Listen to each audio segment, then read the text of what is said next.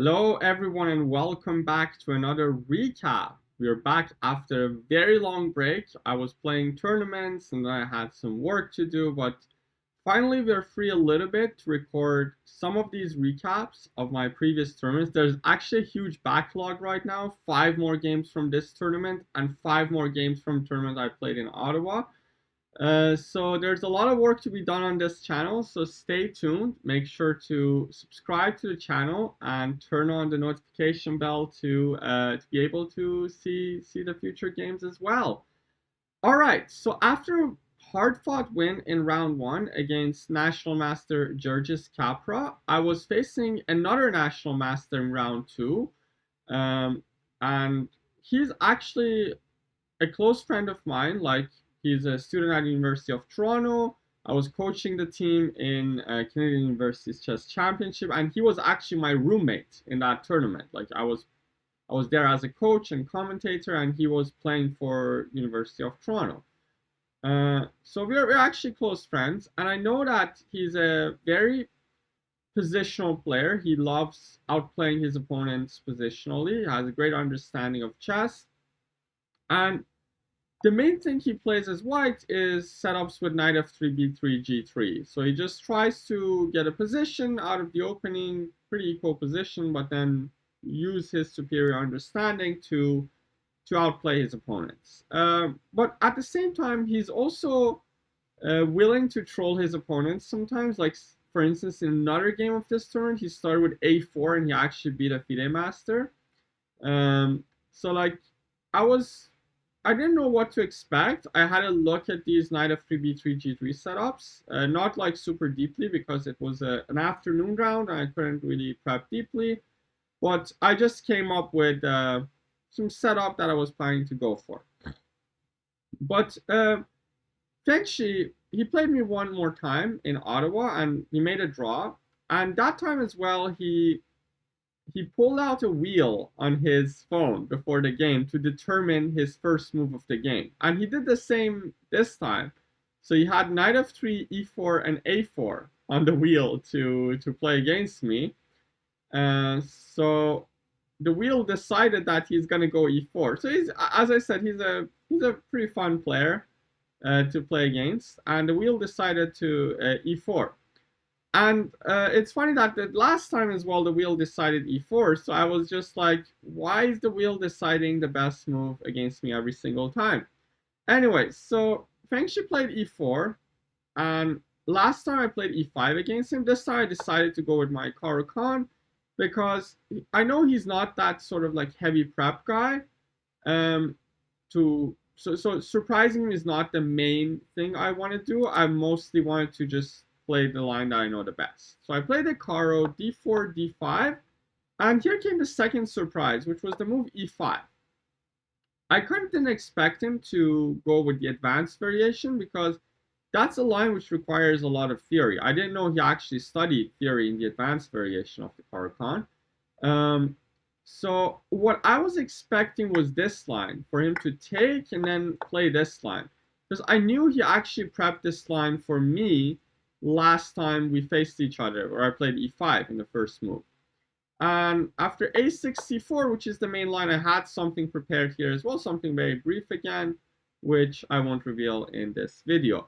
Anyway, so he played e5, I played bishop f5, he went knight f3, e6, and now bishop e2. This is called the short variation. It's the most popular variation in the advanced Caro-Kann, and it's considered the best and the most testing try against the Caro-Kann. So I was kind of surprised that he went for it because it also requires a lot of knowledge from white to be able to play this line well. So I played c5, striking white center, and Fengxi plays c3. I play knight c6, and now he castles. And here I realize that he's probably using a specific chessable prep that I actually faced a year ago in Canadian zonals.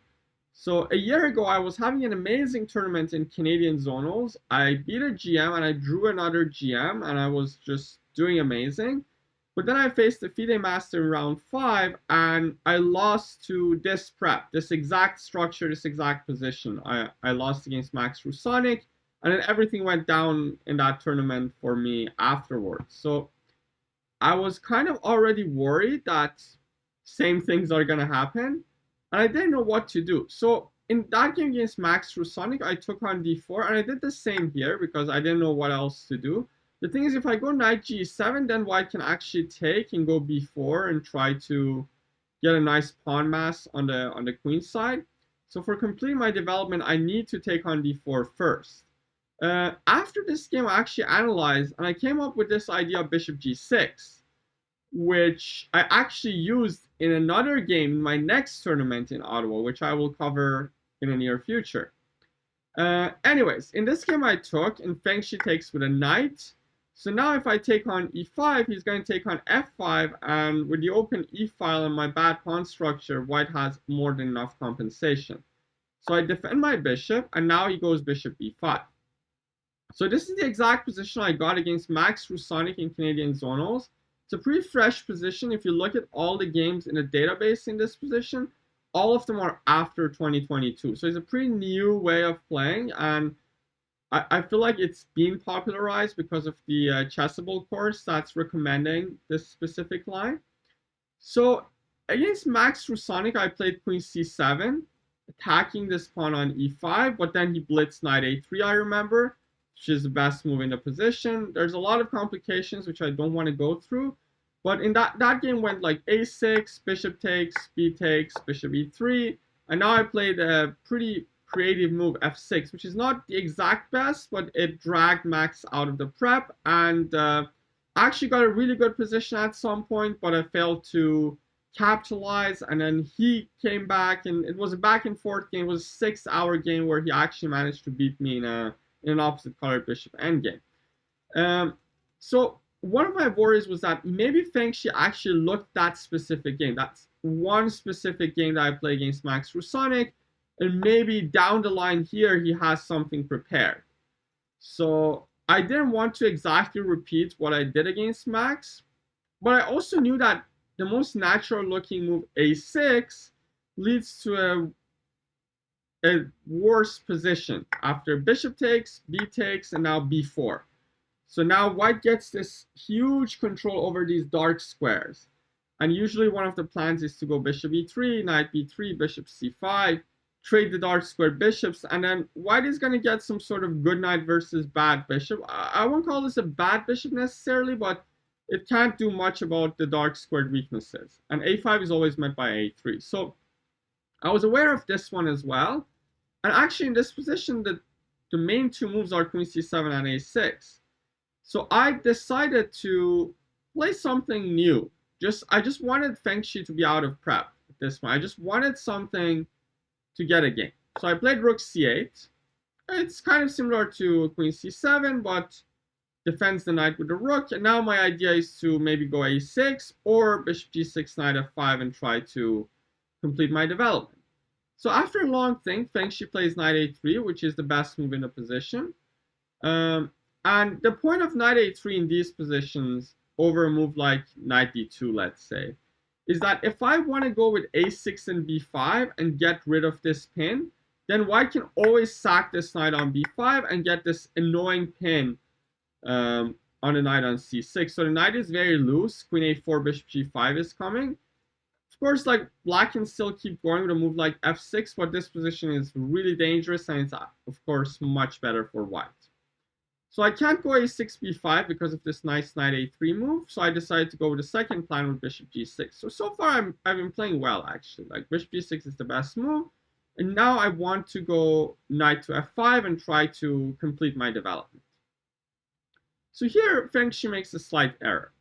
There's only one move in this position which can lead to white's advantage, and it's actually very difficult to find. So Fengxi wanted to play with the initiative, and he went with c4, which was a very natural move that I was considering too when he was thinking. The move that I wasn't considering, and it was the best move, was this move, bishop a4. It might look a little bit weird, like what does even bishop a4 do? Can't I just go knight f5 and get rid of the pin? The thing is, after takes, white has this very insane idea, knight to b5, and now my pawn on a7 is hanging. So if I go like rook a8, that's of course very passive. A move like queen b6 is met by bishop e3. So I kind of have to go a6 here, but then white plays knight to a7. Now I have to put the rook on c7, and after takes bishop e3, white just has a slight advantage with a much better pawn structure. I have a little bit of a weakness on the queen side. But of course, finding this idea is difficult, and converting this position to a win is even more difficult. First, there's bishop e6 threat, so I have to drop back. But overall, if I can get castled, still, I don't think I'm in a huge trouble. But it's a little bit uncomfortable with this pin, c4 coming, and bishop e6 coming. So that was, I think, the best idea for him to try and play for an advantage. So he played c4. Naturally, I wanted to liberate my position, so I played knight f5, takes, and now he took on f5 with a knight. And here's the moment where I made a huge inaccuracy. And I actually played pretty fast in this position. I played queen takes d1. So the reason I took on d1 was I was thinking that after he takes and I take back with a bishop, with my bishop coming to c5, I'm going to have a pretty good position with this weakness on e5. And I kind of didn't consider bishop takes f5 enough. The thing is, after takes, yes, I will get an isolated pawn, but this pawn is actually a strength. So first of all, the pawn might go to d4 at some point in many lines. The knight on a3 is a little bit stupid looking right now. It doesn't have any squares. And my bishop is also coming to c5. And now with these two active bishops, black is going to have some sort of initiative. So like play could have continued something like rook d1, a6, b5, and now bishop to c5. And black is actually much, much better here. Yes, white can take this pawn, but even though I will lose the pawn, I can go like knight b4, castles, rook fd8. Like, my pieces are just way too active, and it will compensate for the missing pawn. And this knight on a3 is now so bad, and it doesn't have any prospects whatsoever. In the game I took on d1, the idea that I missed was knight takes g7. So initially, like, I didn't calculate well enough. I was thinking that after bishop takes e5 with these two bishops pointing towards the queen side, I'm going to have a huge pressure there. But the thing is, after bishop e5, now knight c4 comes. And all of a sudden, he can at least snag the bishop pair on d6. What I should have played here, I still had something better. I should have castled. So with castling, I'm avoiding these knight c6, knight d6 ideas. But the move I was worried of was f4. But the thing is, after a6, attacking the bishop, if he drops the bishop back, now I play f6. And now if he actually takes, these two bishops exert so much pressure on the queen side, and black has more than enough compensation for the pawn.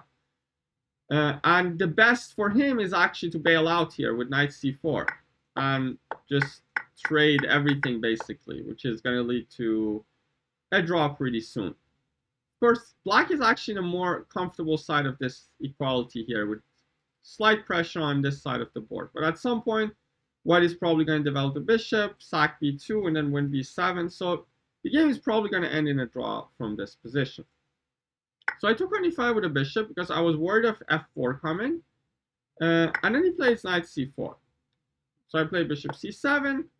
And here, if he goes and snags the bishop here, it's actually not that scary. Because when I take back and go king e7 and he drops the rook back, now I have this nice move bishop e4 to put this bishop on a stronghold on d5. And now my position is pretty safe. And I don't have any huge weaknesses. Slightly unpleasant, but I don't see a clear way for white to make progress here. So because of this bishop e4 idea, one of the moves that was worthy of consideration for him, and it's actually the top engine move, is the move f3 to avoid the bishop from coming to e4. He also played a natural move, which is a good move, bishop e3, attacking the pawn on a7. So I had to push. Now he takes, and now he plays bishop to d4, attacking my rook on h8. So here I was slowly starting to get a little bit worried. Like, I was like, what am I doing? If these bishops get traded off, he's going to get this knight versus bishop, and I have way too many weaknesses. I have 3 isolated pawns. And I knew he's a great positional player. I was a little bit worried that I'm going to get pressed for a long time in this endgame. So I castled. Bishop went to f6, stopping the rook from coming to d8. And now I found a very nice move, bishop to d8, trying to trade these bishops. Uh, so in this position, my opponent took the bishop, which is not the best idea if he wants to play for the win. The best that he could do to play for the win was to preserve the bishops and play something like bishop d6 and then bishop c5, and trying to keep more fight in the game. But of course, like with bishop pair on the board, there might be consequences in the long run if you play like this. Like, of course, I'm going to move the rook away, and then at some point, if I can activate these two bishops at the same time, then he might be in a little bit of a trouble. But I feel like this is going to be a two-result game as long as white doesn't allow me to do much. But Fengxi took on d8. I took with a rook, and now he played f3. Nice move, stopping bishop to e4. But now I get some sort of activity. Now that this bishop is out of the game and it's not on c5, I get to activate my pieces. I play c5, and now after king f2, I play rook d4.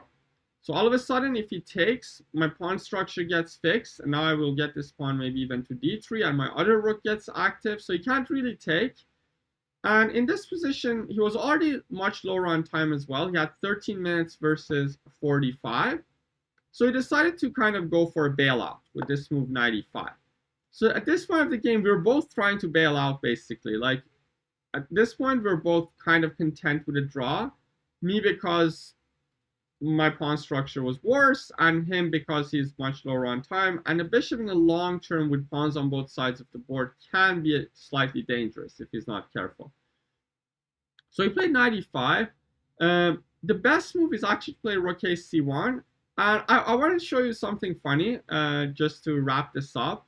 You guys should pause the video and try to think, what do you think is the top engine move for black in this position? It's a very funny move. I bet no one is going to probably find that. The top engine move in this position is actually bishop to b1, which leads to equality. It's crazy. I just wanted to show because I thought it's a cool move. So if takes, the knight is still going to hang. And if he takes my bishop, I'm going to take this knight. And if he goes a4, then I'm going to put my bishop on a2. But of course, there are more human ways of playing, like a5, a4. If he takes, then rook a4. So it would not have been super difficult to hold this, but white could still maybe play b3 and try to have some sort of pressure going on against my weak pawns. So when Fengxi played 95, I was pretty happy because now I go rook b4, attacking the pawn on b2. He goes b3, and now I play a5, and now I'm very close to liquidating my weaknesses, and that is probably going to end in a draw. So in this position, Fengxi played rook a c1 and offered me a draw, which I actually took, and the game ended in a draw. So let me enter the result, and then I'm going to show you how the game could have concluded. So I took the draw, like even though my opponent was much lower on time, I can't really do much because my idea was to go a4, and what can happen is him taking my bishop, putting the rook on c3, guarding the pawn on b3, and now we just bail out to the completely dead drawn rook endgame. So I was like, this is probably what's going to happen. So at this moment, I didn't try anything more, and I accepted the draw. So overall, I lose a little bit of rating because of drawing with a low rated player, but given what I got at the starting point of this endgame after this position, and also with a psychological pressure that I had facing this line for the second time, and it was kind of becoming like a deja vu for me. I'm on another great run like the zonals last year? Am I going to lose to this exact same line again and just ruin everything? So I was kind of happy at the end of the day with a draw because of the tough positions that I got out of the opening and at the start of the end game. And he was also pretty happy with a draw because he's making a solid draw without making huge mistakes, getting some ratings. So overall, I feel like it was a very peaceful draw, which made both sides kind of happy. And yeah, maybe you call it a boring game, but I felt like there were some interesting positional and tactical moments in it. But overall, I drew this game and I got to 1.5 out of 2 points. And the next day is going to be a very interesting day. Like the next 2 rounds are going to be super interesting games with a lot of fights. So stay tuned. Make sure to let me know your comments about this game in the comments section down below. And make sure to subscribe to stay tuned for the next games of this tournament and the next tournament that I played and the next ones that I'm going to play over the upcoming weeks. I'm actually playing a lot of chess these days. Anyways, hopefully you guys enjoyed this one. See you soon and have a great one. Goodbye.